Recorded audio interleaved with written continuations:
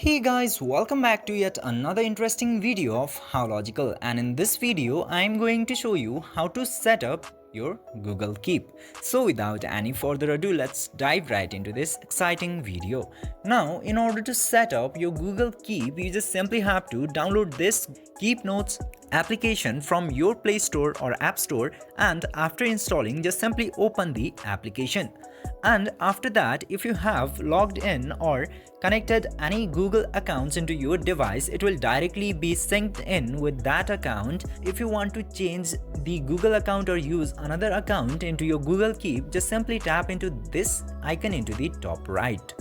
And from there you will get all of your Google accounts, or also the option to add another account. Just simply choose the account which you want to use into your Google Keep application, and then you are all set. Now you can start to list your projects and any titles or make notes into Google Keep. This way you can easily set up your Google Keep into your device. I hope this video was helpful for you. If yes, don't forget to like, share and subscribe to the channel to never miss another update. Thank you for watching the video.